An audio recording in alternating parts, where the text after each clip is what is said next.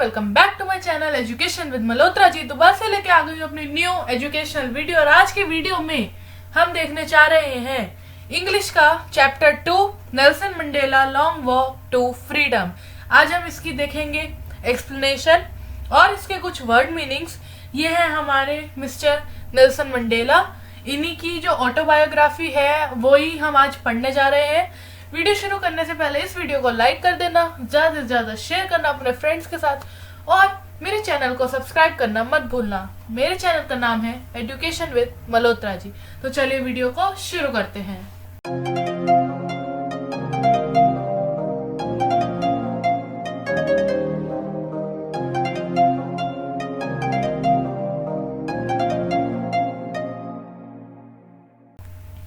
सबसे पहले हम देख लेते हैं हमारी फर्स्ट स्लाइड जो कि आ गई है वर्ड मीनिंग्स। मैं पहले बता देती हूँ, हम पूरे चैप्टर के वर्ड मीनिंग्स एक साथ करने वाले हैं और ये वर्ड मीनिंग्स कोई ज़्यादा मुश्किल वर्ड मीनिंग्स नहीं है, काफ़ी आसान ही है। आप इनके स्क्रीनशॉट ले सकते हो अगर आपको चाहिए तो, क्योंकि इनको समझाने के लिए कुछ है नहीं है, बहुत सिंपल लैंग्वेज में मैंने इनके मीनिंग दे रखे हैं आपको। जो कोई इनकेस आपको वर्ड मीनिंग समझ नहीं आता वो आप मेरे को कमेंट बॉक्स में कमेंट कर सकते हो और मुझसे पूछ सकते हो, तब मैं उसका वहीं पे आपको आंसर पिन करके दे दूंगी। तो मैं एक स्लाइड पे 5 सेकंड्स के लिए रुकूंगी, आप स्क्रीनशॉट लेते जाना वर्ड मीनिंग्स का और उसके बाद उसको आप वीडियो एंड होने के बाद में पढ़ सकती हो जब भी आपको जरूरत पड़े। तो ये हमारी पहली स्लाइड, ये हमारी सेकंड स्लाइड। जल्दी से स्क्रीनशॉट ले लो और अगर आपका छूट जाता है स्क्रीनशॉट लेना तो वीडियो को बैक करके पॉज करके फिर स्क्रीनशॉट ले लेना। तो अब चलते हैं हम अपनी थर्ड स्लाइड की तरफ। ये हमारी थर्ड स्लाइड, इसमें काफी आसान वर्ड मीनिंग है और ये वर्ड मीनिंग सारे इसी चैप्टर के हैं जो कि आप अगर लर्न कर लो तो आपके लिए आंसर फ्रेम करते टाइम बहुत इजी हो जाएगा, क्योंकि इसके मैंने बहुत इजी वर्ड मीनिंग्स दे रखे हैं जो कि आपको आराम से समझ आ जाएंगे। तो ये हमारी फोर्थ स्लाइड और लास्ट स्लाइड, 4 ही वर्ड मीनिंग की स्लाइड्स हैं। ये जो है, जो ऑरेंज बॉक्स है ये वर्ड्स हैं और जो ब्लू बॉक्स है वो मीनिंग है। तो उसके हिसाब से आप देख लेना, एक स्लाइड पे 2 रोज बनी हुई है जिनके वर्ड मीनिंग्स दे रखे, ठीक है। तो अब हम चलते हैं अपने लेसन की एक्सप्लेनेशन की तरफ। पहले बता देती हूँ, ये डायरेक्ट एक्सप्लेनेशन है और समरी है। अगर आप चाहते हो कि आपको ऐसे समझ नहीं आ रहा तो आप अपनी बुक खोल के बैठ जाना। बुक में हर पैराग्राफ के हिसाब से मैंने यहाँ पे हर पैराग्राफ की वो दे रखी है, समरी दे रखी है। तो आप बुक ले लो, बुक में से आप पढ़ते जाओ और यहाँ से आप जो मैं समरी समझा रही हूँ वो समझते जाओ। तो हमारा पहला पैराग्राफ क्या कहता है उसकी समरी मैंने दे रखी है स्लाइड पे। पैराग्राफ कहता है, 10th May was the day when Nelson Mandela sworn in as the first black head of state South Africa. It was after years of struggle that his anti-racist party came into power. अब इसमें ये जो है एक autobiography है, पहले बता देती हूँ। नेल्सन मंडेला जी ने, जो भी वो नेल्सन मंडेला थे, उन्होंने खुद से ही अपनी ऑटोबायोग्राफी का मतलब ये होता है कि अपने बारे में लिखना, और बायोग्राफी का मतलब होता है कोई और आपके बारे में लिख रहा है, उसको बायोग्राफी कहते हैं, ठीक है। तो ये चीज क्लियर हो गई।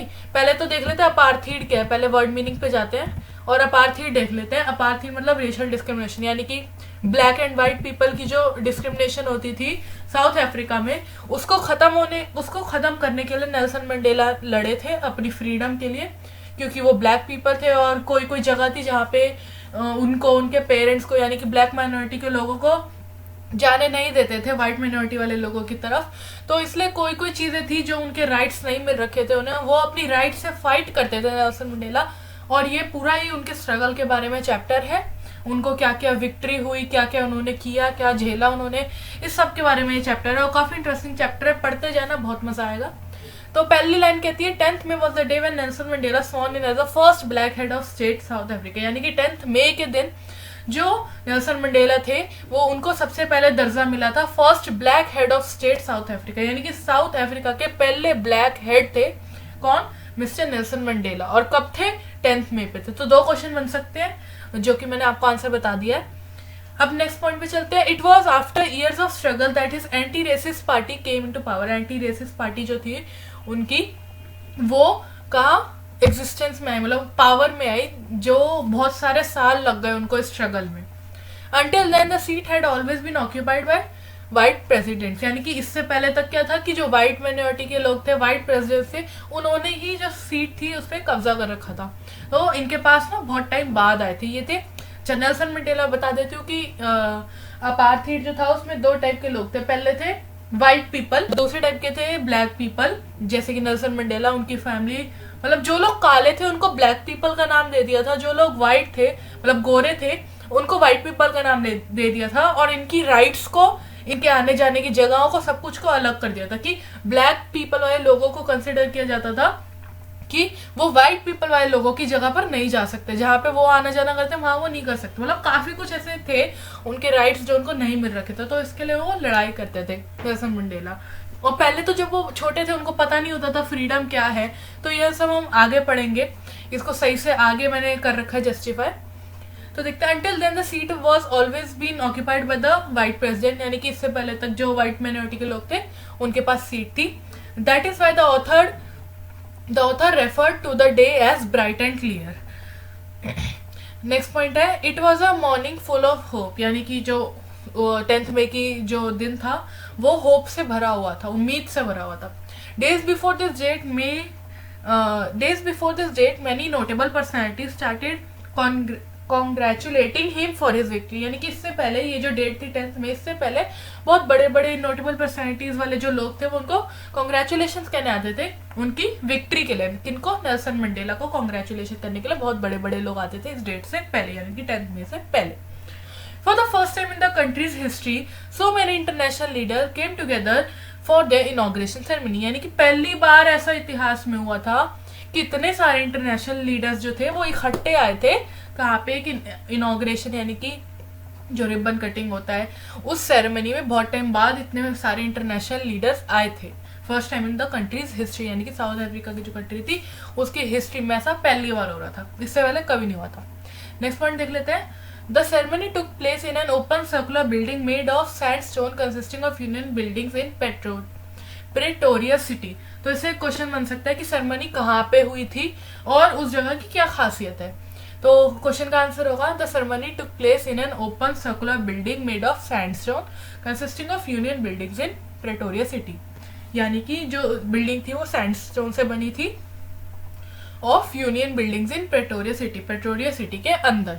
तो इस जगह पे जो सेरेमनी थी वो हुई थी। ठीक है, अब चलते हैं हम अपने नेक्स्ट पैराग्राफ के एक्सप्लेनेशन की तरफ। नेक्स्ट पैराग्राफ क्या कहता है, the author was accompanied by his daughter. अब ऑथर के बारे में बता रहे कि उसकी एक डॉटर थी, क्या था उसका नाम, Zenani, on his big day. ठीक है, तो the author was accompanied by his daughter Zenani on his big day. तो डॉटर का नाम बता दिया, आपको क्वेश्चन में आ सकता है कि उसकी डॉटर का नाम क्या था, तो आप बताओगे कि नेल्सन मंडेला की डॉटर का नाम था ज़ेनानी, ZENANI, इसकी स्पेलिंग याद कर लेना। ठीक है, नेक्स्ट क्वेश्चन, नेक्स्ट हमारा पॉइंट देख लेते हैं। First the two vice presidents took an oath. सबसे पहले क्या हुआ, वो डे को डिस्क्राइब कर रहे हैं कि कैसे क्या क्या होना शुरू हुआ। तो पहले क्या हुआ, जो दो वाइस प्रेसिडेंट्स थे उन्होंने एक ओथ लिया, एक उन्होंने टाइप ऑफ प्लेज ली जिसको कहते हैं।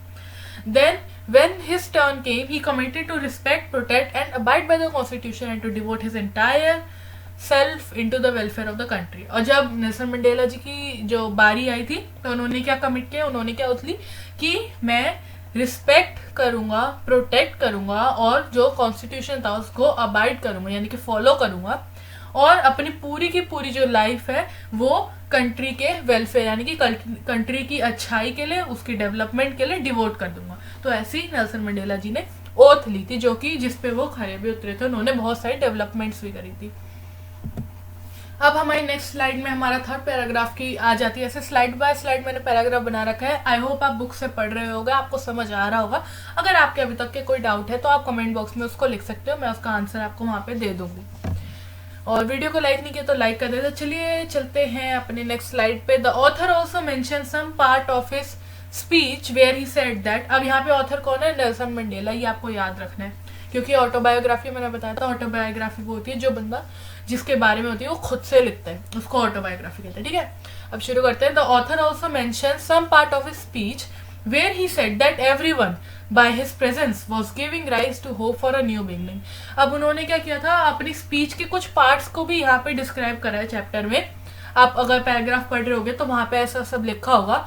Author also mention some part of his speech where he said that everyone, यानी कि सबके सब, by his presence was giving rise to hope for a new beginning, यानी कि जो जो लोग यहाँ पे खड़े हैं उनकी प्रेजेंस यानी कि उनका यहाँ पे होना किसको राइज देता है, किसको बढ़ावा देता है, एक नई होप को, एक नई उम्मीद को, नई बिगनिंग के लिए, यानी कि नई शुरुआत के लिए। नेक्स्ट पॉइंट क्या है, previous rulers were discriminatory and lasted for long but the ones who are given the opportunity to rule now ANC उनकी जो थी उसका नाम था, क्या कहते हैं, पार्टी का नाम था अफ्रीकन नेशनल कांग्रेस। ये आपसे पूछ सकते हैं कि नेल्सन मंडेला की पार्टी का नाम क्या है, नेल्सन मंडेला जिस सेरेमनी को इनॉग्रेशन हुई थी वो सेरेमनी कहाँ पे हुई थी, और जो डॉटर थी उसका नाम क्या था। ये क्वेश्चन अभी तक के बने जो आपको पूछे जा सकते हैं। तो अब वो अपनी स्पीच में आगे क्या कह रहे हैं कि इससे पहले जो रूलर्स थे वो डिस्क्रिमिनेटरी थे। इससे पहले कौन से थे, वाइट पीपल थे। उन्होंने क्या, इनके थोड़े से जो वो थे अधिकार थे, जो उनका हक था ब्लैक पीपल का, वो मार रखा था। तो उसको उसने कैसे जस्टिफाई किया नेल्सन मंडेला ने कि previous rulers were discriminatory and lasted for long but the ones who are given the opportunity rule now ANC। अब कह रहे हैं यहाँ पे कि जो पहले के जो रूलर्स थे, जो डिस्क्रिमिनेटरी थे, जो अन्याय करते थे, वो बहुत टाइम तक तो रहे, पर जो अब आए हैं, जिनको अब अपॉर्चुनिटी दी गई है ANC यानी कि अफ्रीकन नेशनल कांग्रेस पार्टी को रूल करने की जो अपॉर्चुनिटी दे रखी है जिन लोगों को, would stand up against discrimination. हम लोग क्या करेंगे, डिस्क्रिमिनेशन के खिलाफ खड़े होंगे। अब नेक्स्ट पॉइंट क्या कहता है, he is glad to host a ceremony with the presence of global leaders. अब वो जो है वो बहुत ज्यादा खुश है इस सेरेमनी को होस्ट करने के लिए, इस सेरेमनी को शुरू करने के लिए, इस सेरेमनी को बढ़ाने के लिए वो बहुत खुश है, क्योंकि यहाँ पे जो ग्लोबल लीडर्स हैं, बड़े बड़े इंटरनेशनल ग्लोबल लीडर्स हैं, उनकी प्रेजेंस है इसलिए। ठीक है, नेक्स्ट पे चलते हैं। It is an achievement in itself, यानी कि अपने आप में ही एक सक्सेस है, वो ये कहना चाह रहे हैं। ठीक है, there was a time when South Africa for practising apartheid lost all its international political relationships. अच्छा, अब वो कह रहे हैं कि एक टाइम जब साउथ अफ्रीका में अपार्थाइड प्रैक्टिस की जाती थी, यानी कि अपार्थाइड जब हो रही थी साउथ अफ्रीका में, मैंने अपार्थाइड बता दी क्या होता है, रेशियल डिस्क्रिमिनेशन। एक टाइम था जब साउथ अफ्रीका में रेशियल डिस्क्रिमिनेशन हो रही थी, तो साउथ अफ्रीका ने अपने सारे इंटरनेशनल और पॉलिटिकल जो रिलेशनशिप्स थे दूसरी कंट्री में, जैसे होते नहीं है अब जैसे इंडिया के जो रिलेशनशिप्स हैं वो मेंटेन हो रखे हैं अभी दूसरी कंट्री के साथ, यानी कि अच्छे खासे संबंध है दूसरी कंट्री से, जब किसी कंट्री को हेल्प चाहिए तो हेल्प करे। तो जो साउथ अफ्रीका थी उसके जब वहाँ पे अपार्थाइड प्रैक्टिस हो रही थी, तो जो रिलेशनशिप्स होते थे इंटरनेशनल पॉलिटिकल जो कंट्रीज थी उनके साथ जो पॉलिटिकल रिलेशनशिप्स होते थे वो खराब हो गए थे उस टाइम पे। अब आगे क्या कह रहे हैं, now when there is no segregation on the basis of race and gender other nations are happy to have healthy democratic relationship. अब क्या कह रहे हैं कि अब यानी कि कोई सेग्रीगेशन नहीं है, कोई भी मतलब क्या कहते हैं अलग अलग करनी, कोई भी अलग अलग नहीं कर रहे हैं उनको, उनकी किस पे बेसिस पे, रेस और जेंडर के बेसिस पे कोई भी किसी को बंटवारा नहीं कर रहा, अलग अलग नहीं कर रहा, उनके राइट्स सब सेम है। अब तो दूसरे नेशंस क्या है वो खुश हैं और वो एक हेल्दी डेमोक्रेटिक रिलेशनशिप बनाना चाहते हैं साउथ अफ्रीका के साथ। ये क्या हुआ यहाँ पे एडवांटेज हुआ कि साउथ अफ्रीका में नेल्सन मंडेला के आने के बाद क्या क्या डेवलपमेंट्स हुई, क्या क्या कंट्री साथ अच्छा अच्छा हुआ, ये भी क्वेश्चन आपको आ सकता है, तो इसको भी याद कर लेना। नेक्स्ट पॉइंट देख लेते हैं, finally they have come to power and they pledge to make everyone proud. तो कह रहे हैं कि अब वो जो ANC पार्टी है वो पावर में आ गई है, यानी कि रन में आ गई है, और अब उन्होंने प्लेज कर दी, अपना मतलब उन्होंने ओथ ले लिया है, प्लेज ले लिया है कि वो सबको प्राउड फील कराएंगे। अब एंड में क्या होता है, he thanked everyone specially the international leaders for joining them in celebrating their achievement which was a step towards eco society where every human will be treated fairly। अब उसने and में जो नेल्सन मंडेला सर थे उन्होंने and में thank you किया, किनका, उन सारे स्पेशली उन सारे सबका तो थैंक यू किया, पर सबसे ज्यादा थैंक यू किसका किया, इंटरनेशनल लीडर्स जो उनके साथ ज्वाइन हो रखे थे और जो उनकी अचीवमेंट को सेलिब्रेट करने के लिए उनके साथ आ रखे थे, उन सबका उसने थैंक यू किया। नेक्स्ट स्लाइड पे चलते हैं। नेक्स्ट स्लाइड हमारे साथ क्या कह रही है, अब आप पैराग्राफ के हिसाब से देखते रहना कि ये कौन सी वो पैराग्राफ की स्लाइड है। समझाना शुरू कर देती हूँ। ही mentions that after great struggle they have finally achieved political freedom. अब वो मेंशन करते हैं कि बहुत स्ट्रगल के बाद, बहुत सारी मेहनत के बाद उन्होंने फाइनली अचीव कर लिया पॉलिटिकल फ्रीडम को। His government promised to free everyone for the still existing poverty, hardship and inequalities of all assuring everyone of the country where no community will be considered inferior. He then exclaims that freedom should rule and may God shower his blessing on the land. अब वो क्या कह रहे हैं कि उन्होंने बहुत struggle करी है इस फ्रीडम को अचीव करने के लिए, पॉलिटिकल फ्रीडम को अचीव करने के लिए, और जो कि उनको फाइनली अब मिल गई है। उनकी स्ट्रगल जो है मतलब कि होते ना मेहनत रंग लाई। तो जो नेल्सन मंडेला थी उनने जो मेहनत करी थी, उन्होंने जो मेहनत करी थी उसका फाइनली उनको रिजल्ट मिल गया। उनकी जो भी वहाँ पे रेशियल डिस्क्रिमिनेशन होता था वो साउथ अफ्रीका में खत्म हो गया। एंड में वो क्या कहते हैं कि freedom should rule and may God Shah his blessings on their land. अब वो कह रहे हैं कि फ्रीडम शुड रूल, यानी कि इससे क्या मतलब होता है कि फ्रीडम रहे हमारे पास। फ्रीडम शुड रूल मतलब कि अब जैसे होता है ना कि एक पार्टी रूल करती है कुछ पर्टिकुलर टाइम के लिए, वैसे वो कह रहे हैं freedom should rule for ever, यानी कि हर टाइम मतलब पूरे टाइम ऑफ फ्रीडम हमारे साथ रहे। ये क्या कह रहे हैं, अच्छा कह रहे हैं कंट्री के लिए कि अब जो पहले होता था, जो भेदभाव होते थे वो अब ना हो और सबको फ्रीडम मिले, और जो गॉड हैं, जो उनके भगवान हैं, वो उन पे ब्लेसिंग्स करें, उन पे ब्लेसिंग्स शावर करें अपनी उनके लैंड पे, या उनके लैंड मतलब कि उनके पीपल पे, वहाँ के लोगों पे। नेक्स्ट स्लाइड देखते हैं कि क्या कह रही है। ये चैप्टर थोड़ा सा बड़ा है, थोड़ा सा लेंदी है, पर अगर आप मेरे साथ पढ़ते रहोगे तो आपको थोड़ा आसान लगेगा, क्योंकि मैंने इसको पूरे पॉइंट्स में पूरे अलग अलग पैराग्राफ के आपको मैं एक्सप्लेनेशन दे रही हूँ इसलिए। ठीक है, नेक्स्ट पॉइंट देख लेते हैं। Just after the newly elected presidents address to the audience an impressive arrangement of fighter jets, helicopter and soldier transporters raised everyone's heads up in the sky. अब क्या हो रहा है, अच्छा आपने 26 जनवरी की परेड देखी होगी, वहाँ पे क्या होता है हेलीकॉप्टर्स और बहुत सारे अलग अलग जो जेट्स होते हैं वो सब क्या करते हैं कि कलर्स फ्लो करते हैं स्काई में और वो अपना परफॉर्मेंस दिखाते हैं। तो इधर भी यही हुआ कि जब उनका ख़त्म हो गया, जो प्रेसिडेंट थे उनके, जब न्यूली इलेक्टेड प्रेसिडेंट की जब स्पीच ख़त्म हो गई ऑडियंस के लिए, तो उस टाइम एक इम्प्रेसिव अरेंजमेंट, यानी कि एक ऐसी अरेंजमेंट जिन्होंने सबको खुश कर दिया। वो किस चीज़ की अरेंजमेंट थी, फाइटर जेट्स की, हेलीकॉप्टर की और सोल्जर ट्रांसपोर्टर्स की, जिसने सबके जो सर थे वो आसमान की तरफ ऊपर कर दिए, यानी कि सबके सब आसमान में देखने लग रहे थे। जो भी कलाबाजियां चल रही थी हेलीकॉप्टर वगैरह की, जो वो अपना मतलब प्रदर्शन कर रहे थे, परफॉर्मेंस कर रहे थे, उन सबको वो देखने लग गए सारे लोग खुशी से। इट सिम्बलाइज, अब इसका सिंबल मतलब यहाँ पे क्या कहते हैं, सिम्बलाइज कर रहा है वो कि it symbolise perfection as well as military respect and obedience towards the free country. ये जो वो हो रही थी अरेंजमेंट जो हुई थी, इम्प्रेसिव अरेंजमेंट्स, वो क्या सिम्बलाइज करती है कि जो मिलिट्री की रिस्पेक्ट है और ओबीडियंस है एक फ्री कंट्री की तरफ, यानी कि जो साउथ अफ्रीका है उसकी तरफ कितनी जो मिलिट्री है वो रिस्पेक्ट करती है, इसको सिंबलाइज करने के लिए उन्होंने फाइटर जेट, हेलीकॉप्टर और सोल्जर ट्रांसपोर्टर का इस्तेमाल किया था। ठीक है, नेक्स्ट पॉइंट है the high commanders who have von medals for their bravery also saluted and promise their loyalty. जो हाई कमांडर्स थे जिन्होंने मेडल्स जो थे गेन किए थे अपनी ब्रेवरी की वजह से, अपने साहस की वजह से, also saluted their promise and loyalty, मतलब कि उन्होंने भी सल्यूट किया और अपनी लॉयल्टी उनको शो करी, उनको सैल्यूट करके उनके सामने बो करके। ठीक है, Mandela mentions that he has well aware that these commanders who were now saluting him would have arrested him under the previous rule, as during the oppressive white supremacy he was considered to be a criminal. The air show finally ended by making the South African flag in the sky from smoke beneath the jets. अब यहाँ पे क्या कह रहे हैं कि जो Mandela थे उन्होंने ये भी मेंशन किया, नेल्सन मंडेला ने ये भी मेंशन किया कि उनको याद था ये वही कमांडर थे जिन्होंने सल्यूट किया था नेल्सन मंडेला को जब उनको अरेस्ट किया गया था। प्रीवियस रूलिंग जो पार्टी थी, मतलब कि जो वाइट सुप्रीमेसी थी, उनके वाइट सुप्रीमेसी ने उनको नेल्सन मंडेला को एक क्रिमिनल जैसा कंसिडर कर लिया। अच्छा, इसको आसानी से समझते हैं। वाइट सुप्रीमेसी का रूल चल रहा था, उन्होंने नेल्सन मंडेला को क्रिमिनल वो कर दिया, घोषित कर दिया।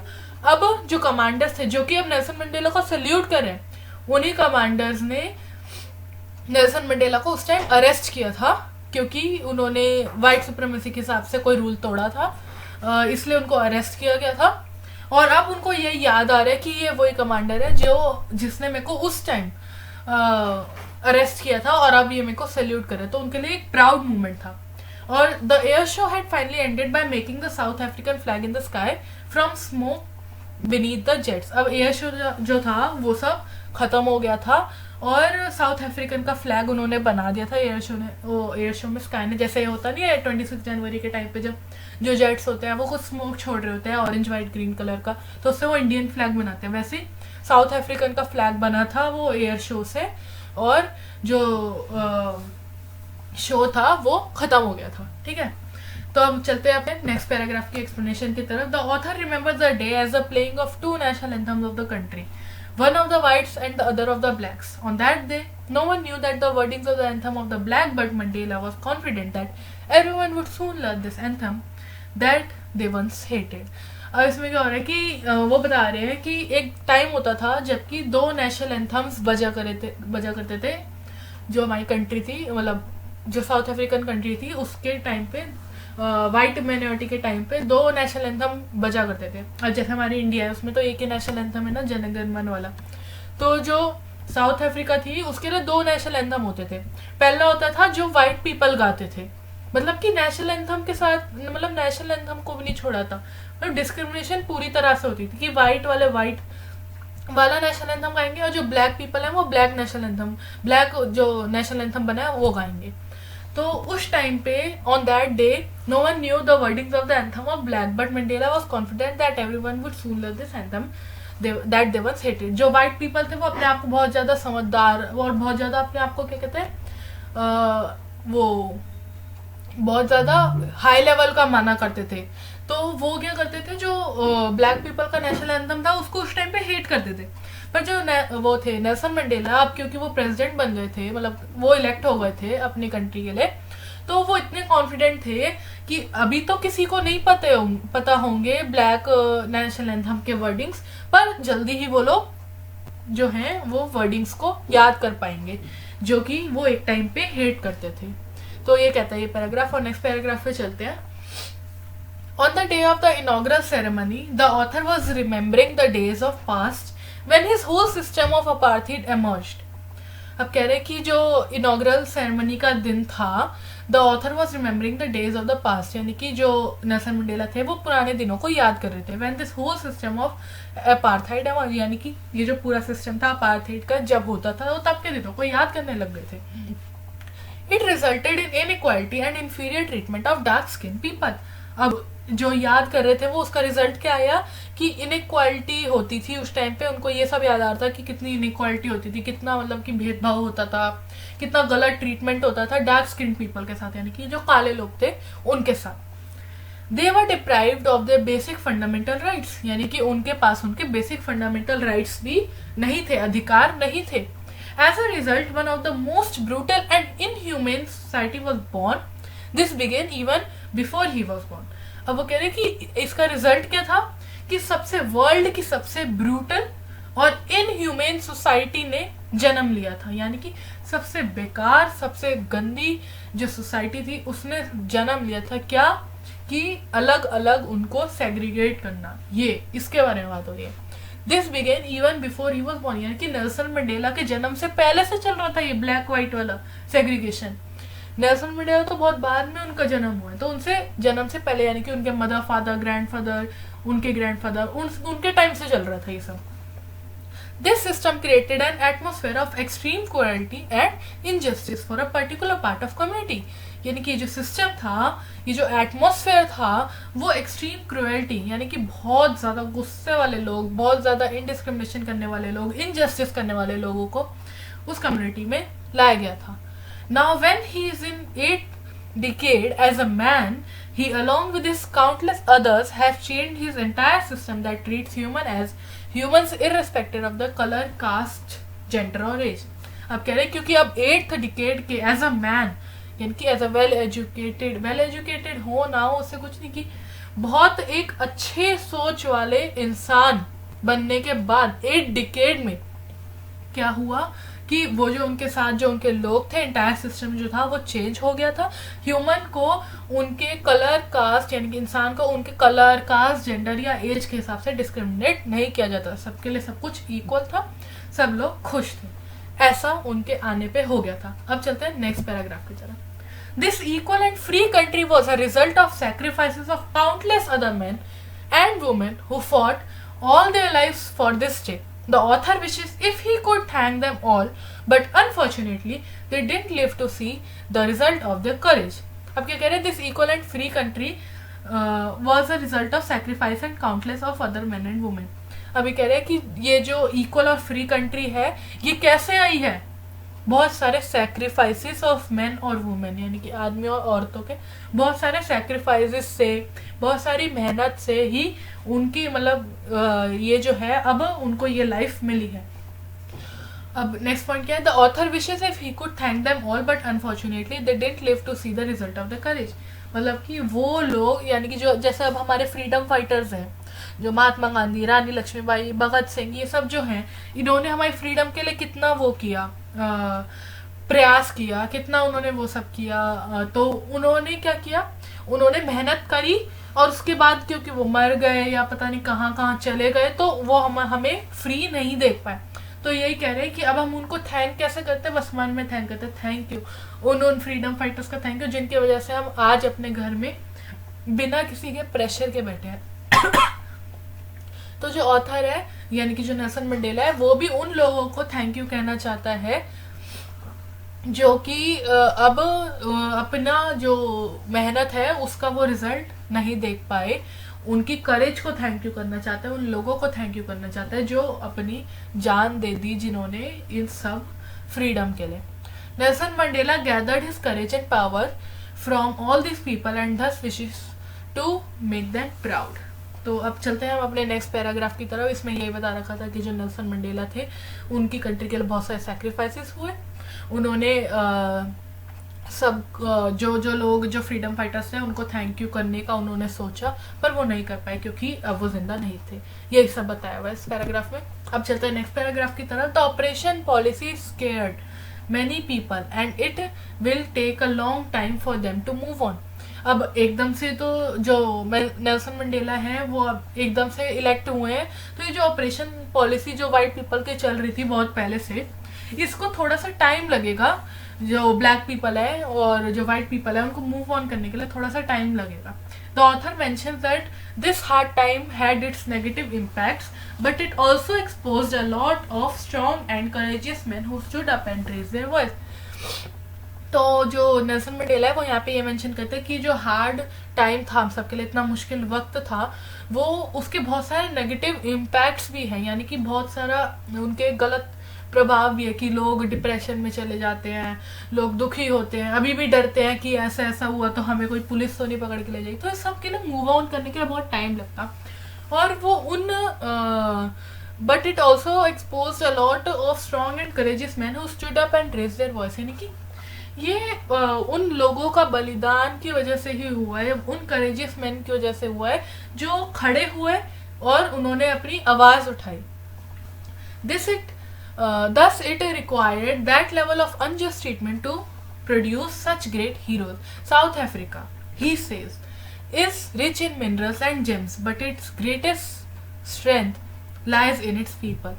अब साउथ अफ्रीका मतलब वो कह रहे हैं अपनी स्पीच में आगे कह रहे हैं कि साउथ अफ्रीका ही सेज यानी कि जो नरेटर है जो नेल्सन मंडेला है उन्होंने बोला कि मेरी जो कंट्री है वो रिच है किसमें, मिनरल्स और जेम्स में, पर सबसे ज्यादा रिच कैसे है वो, जो स्ट्रेंथ जो उनके लोगों में, जो ब्लैक पीपल है, वाइट पीपल है, अब तो वो उन सब के लिए सेम ही थे नेल्सन मंडेला के लिए. तो वो कह रहे हैं कि मिनरल्स और जेम्स से तो जो मेरी कंट्री रिच है वो तो है ही, पर उससे ज्यादा कहाँ रिच है, जो स्ट्रेंथ है, जो कि कहाँ की स्ट्रेंथ, उसके लैंड के पीपल की स्ट्रेंथ है. अब चलते हैं नेक्स्ट पैराग्राफ की तरफ. Nelson Mandela gained his strength to stand against the wrong from all the great nationalists he mentioned above. अब इसमें क्या कह रहा है कि नेल्सन मंडेला जो थे उन्होंने बहुत सारी शक्ति ली, किनसे, जो गलत के खिलाफ खड़े थे, जो all the great nationalist he mentioned above. मतलब कि जो आपकी बुक है उसमें कोई 6 to 7 पीपल्स हैं जो ग्रेट नेशनलिस्ट इधर बुक में मेंशन हो रखे हैं, उनको भी याद कर लेना इन केस वो पेपर में पूछ ले. तो वैसे तो नहीं पूछेंगे, पर इन केस पूछ ले तो एक बार याद करने में क्या जा रहा है. उन सबके नाम और फोटो याद कर लेना. फोटो पूछ के आपसे नाम भी पूछे जा सकता है कि ये कौन है और क्या था इनका रोल, ये सब भी ऐसा पूछ सकते हैं. वैसे नहीं पूछेंगे, पर इन केस पूछ लिया तो सेफर साइड के लिए याद कर सकते हो. तो अब कह रहे हैं कि मेरे को जो शक्ति मिली वो इन ग्रेट नेशनलिस्ट की वजह से मिली, जो मेंशन्ड अबव यानी कि आपके बुक के जो ऊपर है, जो इस पैराग्राफ के ऊपर है वो, who have even risked their lives for freedom and tolerated ill treatment but never stopped fighting। कह रहे कि जिन्होंने अपनी जान को खतरे में डाला, जो बुरा व्यवहार उनके साथ हो रहा था उसको उन्होंने झेला, पर उन्होंने लड़ना नहीं छोड़ा, मरते दम तक उन्होंने फ्रीडम के लिए लड़ाई करी। He learned that courage didn't mean the absence of fear but the ability to overcome fear। वो कह रहे कि करेज इसका मतलब ये नहीं होता कि डर नहीं है, पर उसका मतलब ये होता है कि एबिलिटी जिससे अपने डर को क्या कहते हैं ओवरकम कर सकते हैं, वो होता है courage. The man who overcomes his fear is called brave. जो इंसान अपने डर को पीछे छोड़ देता है और अपना डर को खत्म कर देता है, उस इंसान को ब्रेव कहते हैं। नेक्स्ट पैराग्राफ क्या कह रहा है? One is taught by its society to hate humans because of the skin colour, age, gender and religion. No one is inborn with hatred. अब क्या कह रहे हैं कि जो कोई भी ये सोचता है ना कि ये तो काला है, ये तो ऐसा है, इसकी तो ये तो छोटा है, ये तो बड़ा है, ये इसका मतलब जैसे हम होते हैं ना, अभी भी इंडियन सोसाइटी में बहुत टाइम मतलब बहुत जगह ऐसी हैं जहाँ पे जो वो होते हैं थर्ड जेंडर्ड पीपल होते हैं, उनको भी रिस्पेक्ट नहीं दी जाती इंडिया में। ऐसी बहुत जगह है, तो उनको भी रिस्पेक्ट हमें देनी चाहिए। वो भी तो इंसान ही है हमारी तरह, जैसे हम मेल फीमेल है, वो भी तो इंसान है, हमें उनको भी पूरी रिस्पेक्ट देनी चाहिए। तो यही बता रहे कि जो सोसाइटी है इसको सिखाया जाता है कि इन लोगों को हेट करो, इन लोगों से दूर रहो, ये सोसाइटी को सिखाया जाता है। कोई भी जो जन्म होता है उसके अंदर हेटरेट नहीं होती।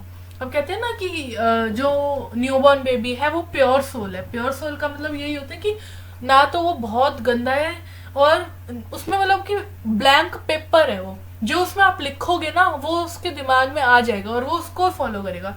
तो यही है कि सोसाइटी में ऐसा ट्रीट किया जाता है, लोगों को ऐसा सिखाया जाता है कि इन लोगों से बात नहीं करनी, इन लोगों के साथ नहीं जाना और इन लोगों से दूर रहना है, इनसे बात नहीं करनी बिल्कुल भी, ऐसा ऐसा सिखाया जाता है। किसी के अंदर खुद से ही ऐसा नहीं आया होता, सब के सब प्योर सोल्स होते हैं। ठीक है, ये बता रखा है इन 2 लाइन्स में। The author's idea is that if people can be taught hatred they can also be taught love and brotherhood. अब ऑथर का आइडिया जो है वो ये बता रहे हैं कि जो लोग हैं अगर उनको मतलब जो सोसाइटी है अगर उनको हेट्रेड यानी कि उनको बुरा बुरा सिखाया जा रहा है, तो ऐसा भी तो हो सकता है कि उनको प्यार करना और भाईचारा सिखाया जाए। ये भी तो हो सकता है ना, अगर आप किसी को बुरा सिखा रहे हो तो आप इसको अच्छा भी तो सिखा सकते हो ना, तो क्यों ना उसको बुरा ना सिखा के अच्छा सिखाया जाए, ऐसा कह रहे ऑथर। यानी कि जो नेल्सन मंडेला वो ये कहना चाह रहे हैं। In their most testing times in prison, when they were being treated brutally, Nelson Mandela would see a pinch of humanity and kindness in one of the guards, and that was enough to keep him going. अब क्या कह रहे हैं कि बहुत पहले के time पे जबकि मतलब जब वाइट माइनॉरिटी का रूल था, जब नेल्सन मंडेला को मैंने बताया था ना कि उनको क्रिमिनल साबित कर दिया गया था वाइट माइनॉरिटी वाले पीपल की तरफ से, तो उस टाइम पे जब वो प्रिजन में होते थे उनके साथ बहुत बुरा व्यवहार होता था। पर उनको नेल्सन मंडेला को जो वहाँ के गार्ड्स थे, जो वहाँ की सिक्योरिटी थी, उनमें थोड़ी सी ह्यूमैनिटी मतलब इंसानियत और उनको थोड़ी सी काइंडनेस दिखी उन गार्ड्स में, और यही उनके लिए बहुत काफ़ी था उनके आगे बढ़ने के लिए, उनको हिम्मत देने के लिए। He believes that goodness in human beings can be suppressed but never eliminated। वो कह रहे हैं कि नेल्सन मंडेला कह रहे हैं कि जो एक अच्छाई होती है इंसान के अंदर उसको दबाया तो जा सकता है पर ख़त्म नहीं किया जा सकता। जो अब सोसाइटी है वो क्या सिखाती है कि हेट करो, इन लोगों से दूर रहो। तो वो ये कह रहा है, इस पूरा पैराग्राफ का सीधा सीधा मतलब ये होता है कि सोसाइटी में जो सिखाया जाता है कि इन लोगों के हेट करो, इनके साथ ना जाओ, इनसे दूर दूर रहो, इसके बगैर उनको हम ये भी तो सिखा सकते हैं कि सबसे प्यार करो, सबके साथ भाईचारा बनाओ, सबके साथ खुशी खुशी रहो, ये भी तो सिखाया जा सकता है। और ये भी बताया है इस पैराग्राफ में कि जो नेल्सन मंडेला जब प्रिजन में होते थे तो उन्होंने जो वहाँ के गार्ड थे उसमें हल्की हल्की सी काइंडनेस देखी और इंसानियत बची हुई देखी, और वो उनके लिए काफ़ी थी अपने आप को फ्रीडम दिलवाने के लिए, लड़ते रहने के लिए। ठीक है, वो ये बिलीव करते थे नेल्सन मंडेला कि ह्यूमन बींग्स के अंदर जो मतलब हम लोगों के अंदर जो वो क्या कहते हैं गुडनेस है यानी कि जो अच्छाई है उसको दबाया जा सकता है पर ख़त्म नहीं किया जा सकता। यही है इस पैराग्राफ का मतलब। अब चलते हैं नेक्स्ट पैराग्राफ की तरफ। According to the author every human being has its responsibility towards the family as well as the society. अब कह रहे हैं कि अकॉर्डिंग टू द ऑथर मतलब मैं पहले बार बार बता रही हूँ कि अगर आपको पूछा जाए कि इस स्टोरी का ऑथर कौन है तो आप बता देना वहाँ पे कि ऑटोबायोग्राफी और नेल्सन मंडेला ने खुद से ही लिखी है। तो according to the author every human being has its responsibility towards a family and as well as a society. अब इसमें ये बताया जा रहा है कि हर किसी इंसान के अंदर, हर ह्यूमन बीइंग के अंदर एक रिस्पॉन्सिबिलिटी होती है अपनी फैमिली को लेकर और अपनी सोसाइटी को लेकर।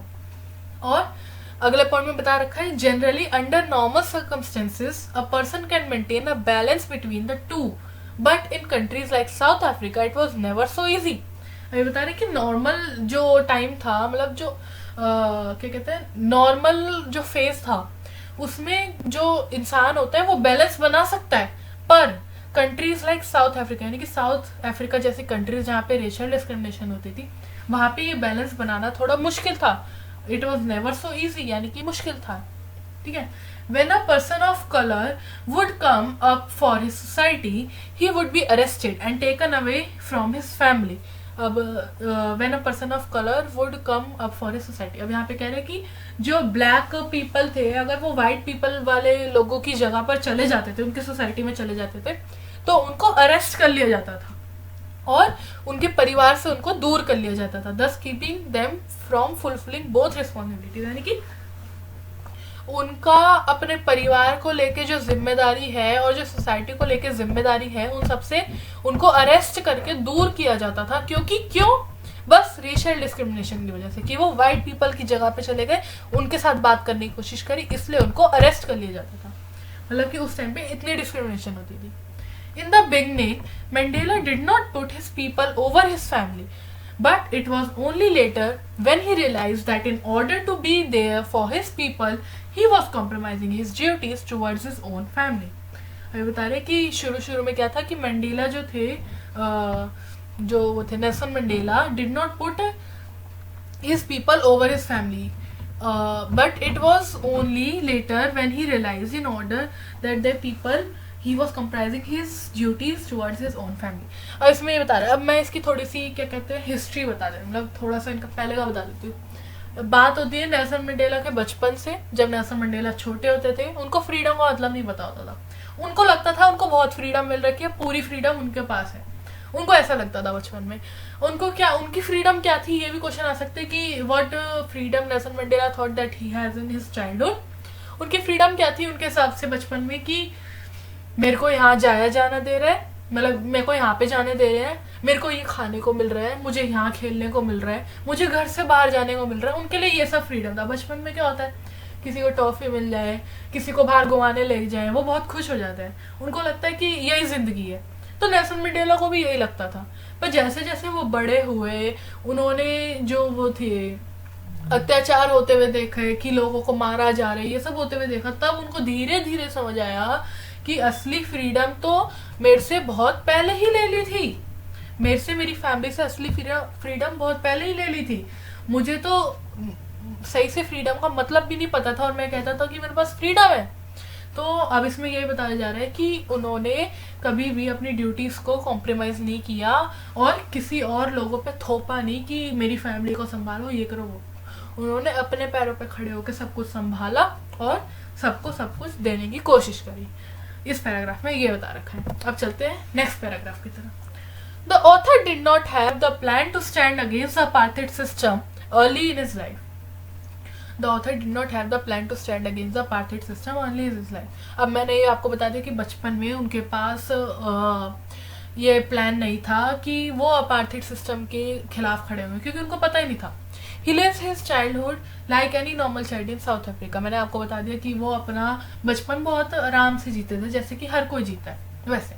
उनको कुछ नहीं पता होता था बचपन में। He only had to follow the rules set up by his father or the customs of his tribe. वो कह रहे कि उसको बस नेल्सन मंडेला को बस वही रूल फॉलो करने होते थे जो कि उनके पापा ने उन्हें बताया कि यहाँ मत जाओ, वहाँ मत जाओ, ये मत खाओ, ये वाले रूल्स, या फिर जो वहाँ की ट्राइब थी, उनके जो वहाँ के लोकेलिटी के जो लोग थे, उन्होंने जो बता रखा था बस वही सब उनको फॉलो करना होता था. As soon as he grew up and began to learn his fact as to how people of color are treated, he decided to stand against it. ये मैंने आपको बता दिया कि जैसे जैसे उनको पता लगा तो उन्होंने सोचा कि क्यों ना इसके खिलाफ खड़ा हो जाए और अपने लोगों को फ्रीडम दिलाई जाए. He had this urge of freedom from inside earlier just for himself, staying out at night, etc. etc.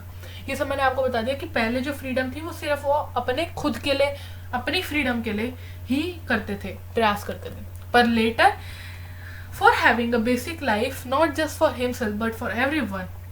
अब वो बता रहे, जैसे मैंने आपको बताया कि पहले उनको फ्रीडम चाहिए होती थी जो कि उनको मिल जाती थी, कहीं भी आने जाने देते थे उनके पेरेंट्स, उनके फादर और जो वहाँ के पीपल थे. पर बाद में उनको असली फ्रीडम पता लगा, उन्होंने सोचा कि मैं इसके खिलाफ खड़ा होऊंगा और अपने लोगों को फ्रीडम दिलाऊंगा. नेक्स्ट पॉइंट क्या कहता है? In Johannesburg, they had to struggle for having a peaceful marriage, family and basic amenities which everyone has to access where law and order exist.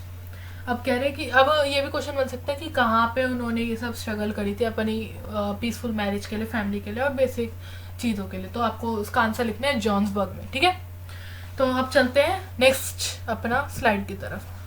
Nelson Mandela joined the African national Congress, ANC. मैंने आपको बता दिया ANC की full form है African national Congress, जो कि Nelson Mandela ने एक पॉलिटिकल पार्टी को ज्वाइन किया था. When he realised it is not only him whose basic rights were snatched away but of all who looked like him. वो कह रहे कि जब उनको धीरे धीरे पता लगा कि उनके बेसिक राइट सिर्फ उनसे नहीं छीने जा रहे बल्कि उन सबसे छीने जा रहे हैं जो कि उनके जैसे दिखते हैं, उनके समान दिखते हैं, यानी कि काले हैं, उन सबसे छीने जा रहे हैं. He had this fire inside him to free his people from injustice. तो उनके अंदर एक आग सी लग गई थी कि मेरे को ये करके ही रहना है, मुझे फ्रीडम दिलानी ही दिलानी है, अपने लोगों को इस इनजस्टिस से बचाना है. It was this fire that changed the author completely as a man from being scared to brave, a lawyer to the one breaking the law, a family man to a man without a home and a lively man to being a monk. अब इसमें क्या बता रखा है, ये पहले ये जो चीज़ है अब जो मैं समझाने जा रही हूँ उसको ध्यान से समझना. It was this fire that changed the author completely as a man. ये जो अंदर की इनकी आग थी, इससे उनके अंदर क्या क्या परिवर्तन है ये बताया जा रहा है. ये आ सकता है आपके पास क्वेश्चन. ठीक है, तो इसका आंसर मैं आपको बता रही हूँ, ये अच्छे से समझ लो कि स्केयर्ड से वो ब्रेव हो गए, यानी कि जो उनको डर लगता था बहुत सारी चीज़ों से, उससे वो शक्तिशाली हो गए, समझदार हो गए. A lawyer to the one breaking the law, यानी कि उन्होंने काफ़ी सारे जो लॉज थे वो तोड़े. ऑब्वियसली जो महात्मा गांधी थे उन्होंने सॉल्ट लॉ तोड़ा था, मतलब उन्होंने जब डांडी मार्च करी थी तो उन्होंने बहुत सारे लॉ तोड़े थे. तो वैसे ही नेल्सन मंडेला ने भी जैसे एक लॉयर जो होता है, the lawyer to the one breaking the law, मतलब कि वो एक ऐसे इंसान थे जो सारे लॉज पहले फॉलो करते थे, पर अब वो ऐसे बन गए थे कि जो लॉ फॉलो नहीं करते थे, सिर्फ उनको फ्रीडम चाहिए होती थी. Family man to a man without the home, यानी कि जो अपने परिवार के साथ रहते थे अब वो नहीं रहते थे. A lively man to being a monk, यानी कि जो अपने परिवार के साथ खुश रहते थे, अपनी बीवी बच्चों के साथ रहते थे, अब वो एक मॉन्क यानी कि एक क्या कह सकते हैं, साधु की तरह रहने लग गए थे, अपना जीवन व्यतीत करने लग गए थे अपने परिवार से दूर, सिर्फ और सिर्फ उनको फ्रीडम दिख रही थी. It was the knowledge that he and his people have restricted freedom that made him into a selfless man as opposed to before. According to him, freedom cannot be divided. वो कह रहे हैं कि Nelson Mandela के हिसाब से जो freedom है उसको अलग अलग नहीं किया जा सकता, डिवाइड नहीं किया जा सकता. ये नहीं कि ब्लैक पीपल के लिए अलग फ्रीडम होगी, वाइट पीपल के लिए अलग फ्रीडम होगी, नहीं, सबके लिए सेम फ्रीडम होनी चाहिए, सबके लिए सब कुछ सेम होना चाहिए. Snatching it away from some was equivalent to taking it away from everyone and that meant taking it away from the author. कह रहे कि नेल्सन मंडेला कह रहे हैं कि snatching it away from some was equivalent to taking it away from everyone, कि जो freedom, जो अधिकार है कुछ लोगों से छीने जा रहे हैं, वो किसके बराबर है कि वो सब लोगों से छीने जा रहे हैं. और सब लोगों से छीने जा रहे हैं, इसका मतलब है कि वो नेल्सन मंडेला से छीने जा रहे हैं, ये है इसका मतलब, ठीक है। अब चलते हैं अपने नेक्स्ट पैराग्राफ की तरफ। ही mention that the need to be free the oppressor is as high as that of the oppressed because the oppressor is bounded by the shackles of hatred। अब यहाँ पे क्या मेंशन कर रहे हैं, that the need to free the oppressor, मतलब oppressor मैं बता देती हूँ, ऑपरेसर और ऑपरेस्ड का मतलब क्या होता है। ऑपरेसर होता है जो कि किसी को दबाता है, जिसको कुछ बोलने नहीं देता, ऑपरेसर होता है, ठीक है। और ऑपरेस्ड होते हैं जो दब रहा होता है, ठीक है। तो ये होता है ऑपरेसर और ऑपरेस्ड। तो अब नेल्सन मंडेला क्या मेंशन कर रहे हैं, the need to free the oppressor is as high as that of the oppressed, यानी कि जितनी ही नीड है ऑपरेसर को, यानी कि दबाव डालने वाले को फ्री करने की जो नीड है, वही सेम नीड है जो दब रहा है उसको भी फ्री करने के लिए। क्यों? क्योंकि जो ऑपरेसर है वो बाउंडेड है by the shackles of hated, यानी कि जो ऑपरेसर है उसको घेरा हुआ है किसने, हेट्रेड ने। He has the weight of all the people who he has tormented, for he carries the curses of all of the families। चलते हैं नेक्स्ट पॉइंट की तरफ। For taking away someone else's freedom and making them a prisoner, कि दूसरों की freedom खींच के, मतलब छीन के, from taking away someone else's freedom and making them a prisoner, he becomes a prisoner of business, thus he is robbed of his humanity and need to be freed. अब यहाँ पे पूरा जो सीधा सीधा इस पैराग्राफ का मतलब है, बहुत ज़्यादा डीप मतलब नहीं है इसका, ऊपर ऊपर मतलब है, लिखा बहुत डीप में पर कुछ मतलब नहीं है इसका। बहुत आसान मतलब है कि जो ऑपरेसर और ऑपरेस्ड को जो उनसे फ्रीडम छीनी गई है वो उनको सेम ही वापस होनी चाहिए। ये नहीं कि ऑपरेसर को ज़्यादा, ऑपरेस्ड को कम, ऑपरेस्ड को ज़्यादा, ऑपरेसर को कम, सबके लिए सब कुछ सेम होना चाहिए। सीधा सीधा मतलब ये है, ठीक है। तो आज की वीडियो, आज का हमारा चैप्टर यहीं पे खत्म होता है। Thank you so much for watching the full video. I hope आपको वीडियो पसंद आई होगी। अगर आपको वीडियो पसंद आई तो इसको लाइक करना मत भूलना और ज़्यादा से ज़्यादा इसको शेयर करना, मेरे चैनल को सब्सक्राइब करना मत भूलना, साथ साथ बेल आइकन भी दबा देना। मिलती हूँ आपसे नेक्स्ट वीडियो में, तब तक के लिए बाय बाय। और अगर आपके कोई डाउट्स हैं इस चैप्टर में, अगर आपको क्वेश्चन आंसर चाहिए तो मुझे बताओ, मैं उस पर एक वीडियो बना दूंगी, या फिर आपके डाउट्स को ही कमेंट में बता के उनका आपको सोल्यूशन मिल जाएगा। तो बने रहिएगा मेरे साथ education with Malhotra ji. Thank you.